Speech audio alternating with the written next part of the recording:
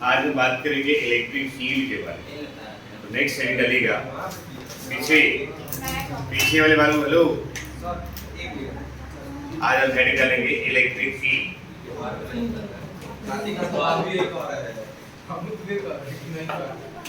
Heading हम लोग का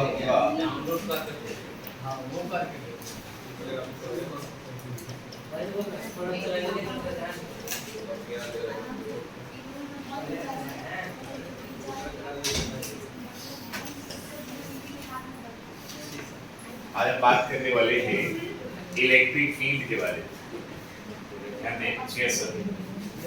हेडिंग कौन सा होगा हम लोग का? देखिए फील्ड को छोड़ दे तो शब्द क्या लिखा हुआ है? इलेक्ट्रिक। इलेक्ट्रिक से जहां तक हम बात करें तो इसका एक ही मतलब होता है कि आप चार्ज की बात कर रहे हैं और चार्ज प्लस भी होता है और माइनस भी। फील्ड के अंदर इलेक्ट्रिक शब्द जुड़ जाना तो फील्ड का एक्चुअल मीनिंग होता है एक ऐसा रीजन, एक ऐसा प्लेस, एक ऐसा जगह, एक ऐसा एरिया जहां पर कोई दूसरा ऑब्जेक्ट आ जाए तो उस पार्टिकुलर फील्ड का इफेक्ट पड़े, उस पार्टिकुलर जगह का इफेक्ट पड़े। यहाँ पर effect in the sense of force, मतलब किसी चार्ज्ड बॉडी के अराउंड अराउंड वो जगह, वो एरिया जहां पर कोई दूसरी बॉडी आए तो इलेक्ट्रिक फोर्स को एक्सपीरियंस करे। इसको एक्सपीरियंस करे, इलेक्ट्रिक फोर्स को एक्सपीरियंस करे, तो वो एरिया हमारा क्या कहलाता है? Electric field. एक बात समझ, जिस एग्जांपल की हम बात करें तो मान लीजिए हमारे पास एक ऑब्जेक्ट है, चार्ज्ड बॉडी है, और इस चार्ज बॉडी का नाम हमने रखा कि मान लीजिए कि सोर्स चार्ज। इसकी बात कर रहे हैं सोर्स चार्ज। थोड़ा सा देखिएगा ध्यान से। सोर्स चार्ज को हम लोग रिप्रेजेंट करें किससे? अब सोर्स चार्ज है तो कहीं ना कहीं फील्ड प्रोड्यूस होगा, इसका कुछ इफेक्ट रहेगा, कुछ तो एरिया इसका लिमिट है ना। तो हमने कहा कि मान लीजिए कि वह लिमिट है किसी पार्टिकुलर पॉइंट जहां तक, यहां तक।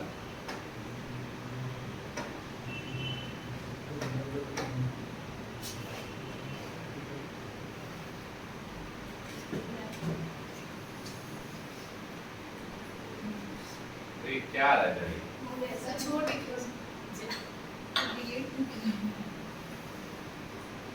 लाइटिंग स्टार्ट करें। यहाँ तक हमने मान लिया और यहाँ पर एक कोई पॉइंट हमने रख दिया, मींस यहाँ भी कोई बॉडी है। यहाँ पर जो बॉडी है उसका नाम हमने रख दिया टेस्ट चार्ज। इसकी बात कर रहे हैं बाबू, खास करके इसको रिप्रेजेंट करें किससे? क्यू डॉट से। टेस्ट चार्ज एक्चुअली है क्या? तो टेस्ट चार्ज जब ये फील्ड बना रहा है तो ये फोर्स भी लगा रहा है, उस फोर्स को एक्सपीरियंस जो करता है वो क्या कहलाता है? मतलब यहाँ पर हम लिख देते हैं it creates electric field and exerts a force on it. Exerts a force on it. यहाँ it किसके लिए यूज किया गया? इसने फोर्स लगाया तो इस साइड में लगाया, यस सर। तो फोर्स हमेशा टुवर्ड्स द टेस्ट चार्ज। तो कुल मिलाकर पूछी इलेक्ट्रिक फील्ड क्या है, तो आपने बताना है कि रीजन और place around a charged body where another body can experience an electric force called कौन सा बाबू? क्लियर है? अब इस इलेक्ट्रिक फील्ड में दो बातें और थोड़ी सी जान लेनी है। दो बातें कौन कौन सी जाननी है थोड़ा सा देखिए। पहला एक होता है यूनिफॉर्म इलेक्ट्रिक फील्ड, इसकी बात करेंगे। यूनिफॉर्म इलेक्ट्रिक फील्ड मतलब कि जिसका डायरेक्शन सेम हो, इक्वल मैग्नीट्यूड हो, है ना, और इक्वल डिस्टेंस पर फिक्स्ड हो। ऐसे टर्म को हम क्या बोलते हैं? Uniform electric field. थोड़ा सा ध्यान से देखिएगा बाबू, यहाँ पर कुछ लाइन बना रहे हैं।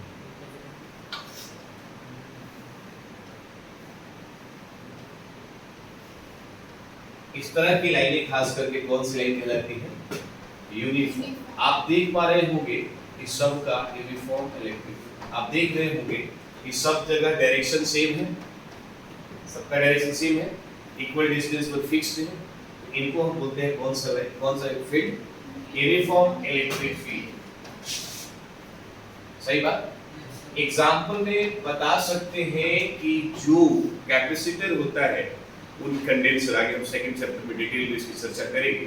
जो कैपेसिटर की दोनों प्लेटें होती हैं, प्लेटों के सेंटर पर जो लाइन हमारी होती है वो कैसी होती है, यूनिफॉर्म। जैसे एग्जांपल में आपको बताएं कि मान लीजिए कि कैपेसिटर की दोनों प्लेट, एक प्लेट पर यहाँ पर चार्जेस हम दिखा देते हैं कैसा, पॉजिटिव, और दूसरी तरफ क्या दिखा देते हैं, लाइनें आपकी जो जाने वाली है इस यहाँ से पॉजिटिव से किधर जाएंगी, तो ये लाइनें हमारी यूनिफॉर्म है। कैसी लाइनें हमारी यूनिफॉर्म है, इसको हम बोलते हैं कैपेसिटर। और इस कैपेसिटर में ये जो लाइन देख रहे हैं वो कैसा है बाबू, यूनिफॉर्म इलेक्ट्रिक फील्ड, याद रखिए। तो ये यूनिफॉर्म का एग्जांपल है। दूसरा हमारा टर्म रहता है कौन सा बाबू, नॉन यूनिफॉर्म।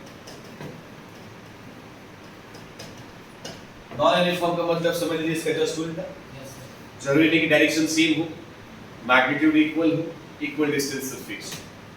बहुत सारी लाइनें हमारी कुछ इस तरह से भी एक्ट कर सकती हैं। मान लीजिए कोई इधर को जा रही, इधर को जा रही, यस और नो, तो these lines are called non uniform. इसको चाहे तो आप इसको थोड़ा ऐसे दिखा दीजिए,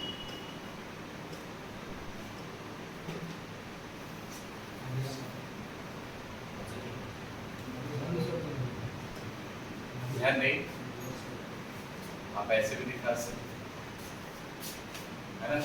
और इन लाइनों को हम कौन सी लाइन कहेंगे, non uniform electric field. Clear है? यस। तो कुल मिलाकर के यदि इस तरह का आता है तो यहाँ पर भी आप एग्जांपल कैपेसिटर के ले सकते हैं, लेकिन यहाँ पर कैपेसिटर के दोनों प्लेटों के सेंटर पे नहीं लेना है।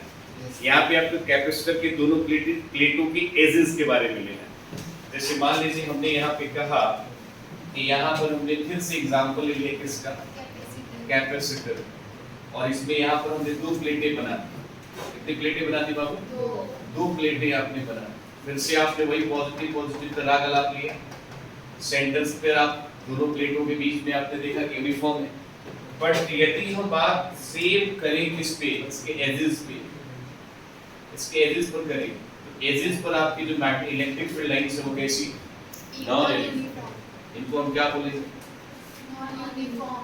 Non uniform. आई होप समझ में आया। इसके बारे में कैसे कैसे लिखना है थोड़ा सा लिखिएगा। पहले हेडिंग करेंगे इलेक्ट्रिक फील्ड, लिखेंगे अब हेडिंग करेंगे इलेक्ट्रिक फील्ड लाइंस। क्या पढ़ेंगे,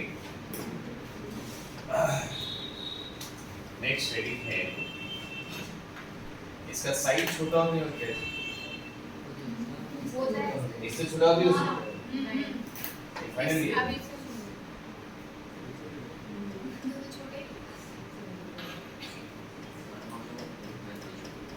इलेक्ट्रिक फील्ड लाइंस बड़ा ही इंपॉर्टेंट है, पेपर में आता है, याद कर लीजिएगा। देखिए बाबू, लाइन को समझना है तो लाइन को कैसे समझते हैं ये जान लीजिए। इतना तो आपको पता है कि जब दो कंडक्टिंग बॉडी को हम रब करेंगे तो इलेक्ट्रॉन का ट्रांसफर होगा।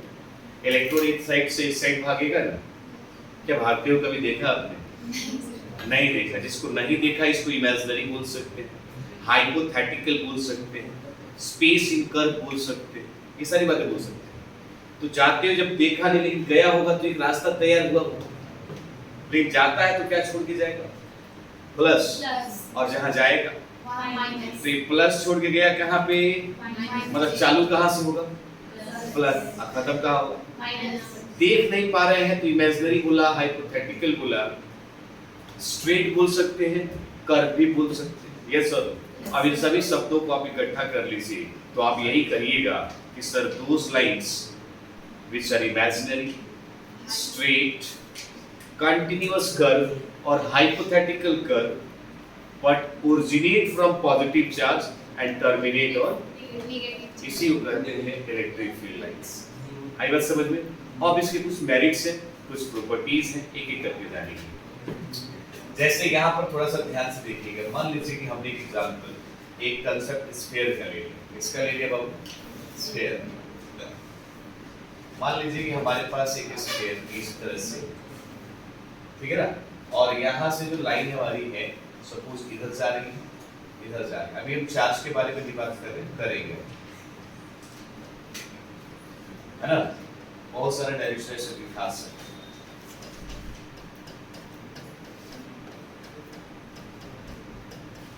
क्लियर बात। यहाँ पर सब लाइनें जा रही हैं तो you can see, you can see. यहाँ से हम दो पैटर्न तैयार कर रहे हैं। सुनिएगा, दो पैटर्न कुछ इस तरीके का है। मान लीजिए कि यहाँ पर एक स्फीयर, लाइनें आपके ऊपर इधर से जा रही है, चारों तरफ जाएंगे ना बाबू। अब एक बात बताइए, इसमें एक डायरेक्शन लगा देते हैं, इधर जाती हुई नजर आ रही है। टेक्निकली इसको बोलते हैं आउटवर्ड, बट टेक्निकली इसको बोलिए क्या आपका रेडियली, कौन सा बाबू, आउटवर्ड। इसको क्या पढ़ते हैं, जब चीजें आपकी जाएंगी तो क्या छोड़ देती, इलेक्ट्रॉन जाएगा तो क्या छोड़ देगा, बताइए। यहाँ पर चार्ज कौन सा हो जाएगा, आई बात समझ। जब छोड़ के जाएगा तो चार्ज कौन सा, पॉजिटिव। अर्थात ऐसे जगहों पर Q ग्रेटर देन क्या होता है, जीरो। दूसरी दफा हम यदि बात करें, मान लीजिए हम यहाँ पर कहें कि एक स्फीयर फिर पहले की तरह यहाँ लाइनें हमारी फिर से इधर को जाती, लेकिन अब की बार हम थोड़ा डायरेक्शन चेंज कर रहे हैं। तैयार है वाले, डायरेक्शन कुछ अंदर की तरफ है। तो पहली बात बता दीजिए, स्फीयर पर चार्ज कैसा हो, नेगेटिव। कैसा होगा, नेगेटिव। और इस बात को हम कहेंगे Q लेस देन क्या है, जीरो। और इसको पढ़ेंगे क्या है, रेडियली इनवर्ड। आई बात समझ। याद है, किसी को तकलीफ है तो बता दीजिए। अब यहाँ पर एक पैटर्न और हम ले लेते हैं। मान लीजिए कि यहाँ पर एक स्फीयर दे दिया, ठीक है, और एक स्फीयर आपने यहाँ दे दिया, किसी को तकलीफ थी, और इसके ऊपर साइन प्लस कर दिया, इसके ऊपर साइन आपने माइनस कर। अब देखिए लाइनें आप देंगे प्लस से किस साइड, प्लस से किस साइड, माइनस।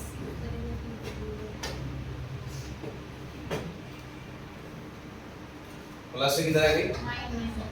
अब यहाँ से आप इधर भी आएंगे, इधर भी आएंगे,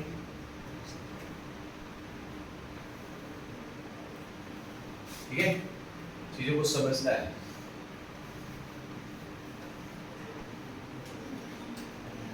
अब ऐसा मत समझिए कि ये कॉकरोच बन रहा है, प्याज बन रहा है ना। ये सारे स्टूडेंट के अपने सोचले होते हैं। अब देखो इस तरह का।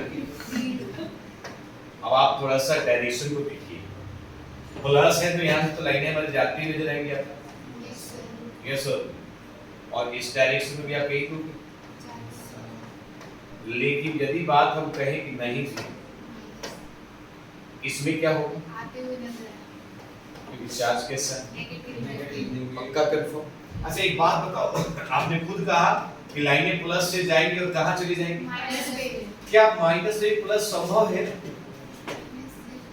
नहीं भाई। ये भी तो प्लस से चालू हो रही थी और माइनस पे खत्म। जहां खत्म हो जाएगी फिर वहां से चालू की बात सोचेंगे क्या, तो प्लस से चालू होगी खत्म कहां हो, तो क्या माइनस से प्लस की तरफ आ सकते हैं, नहीं आ सकते हैं। यदि हम गोल ऐसे सर्कल बना लें तो इसको लूप पढ़ते हैं। क्या पढ़ते हैं, तो लूप यदि ऐसे बने तो क्या ये लूप बनाएगी, नहीं ना बनाएगी। तो electric field lines can not make a loop. आई समझ। एक थोड़ा सा कंसेप्ट देखिएगा, जैसे मान लीजिए कोई बॉडी है, चलेगा, और यहाँ भी एक कोई इरेगुलर बॉडी है। हम यहाँ पर साइन सपोज दे देते हैं बाबू पॉजिटिव को, ठीक बात, और इस साइड दे देते हैं कौन सा, इसका मतलब कि लाइनें हमारी इधर को जाएंगी, इधर को भी जा सकती। डायरेक्शन ऐसे दे तो चलेगा, बोलो बच्चियां। अच्छा यदि हम कहें कि हम एक डायरेक्शन ऐसे भी दे देते, बोलो गाइस, क्या पॉसिबल है, क्यों नहीं, प्लस से शुरू होता है, क्योंकि ये पॉजिटिव से स्टार्ट होगी, नेगेटिव पे टर्मिनेट होगी, तो लूप नहीं बना सकती। तो ये बात हम कहेंगे कि जो ये लूप बना हुआ है, हम यहाँ लिख सकते हैं can not make a loop, कभी भी लूप का निर्माण नहीं कर सकती। तो ये वाला कंसेप्ट हम लिख सकते हैं क्या बाबू, not possible. Electric field lines से रिलेटेड और भी बात हम एक दो करने वाले हैं, पहले थोड़ा सा लिखिएगा। Electric field lines, those lines, electric field lines,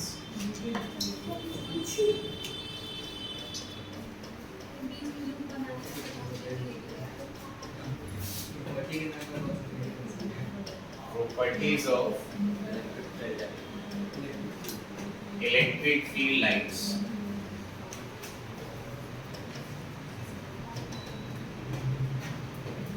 हम बात कर रहे हैं properties of electric field lines. देखिए प्रॉपर्टीज में कुछ खास नहीं, जो आपने पढ़ा है उसी में कंसेप्ट। पहली प्रॉपर्टीज तो वही वाली बात लिख लीजिए। पहली प्रॉपर्टीज में वही बात हो जाएगी कि start from positive and terminate on कौन सा बाबू, पहली प्रॉपर्टीज लिख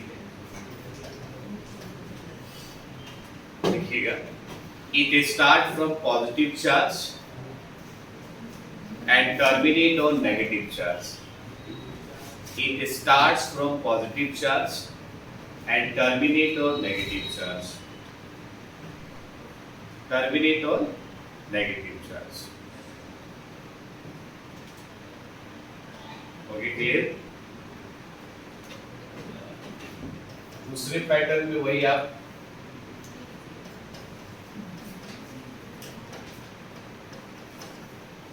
हाइपोथेटिकल कर्व ले सकते हैं।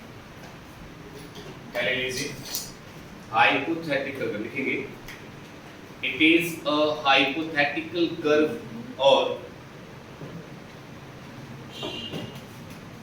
Continuous imaginary curve. Hypothetical curve और कंटिन्यूअस imaginary curve,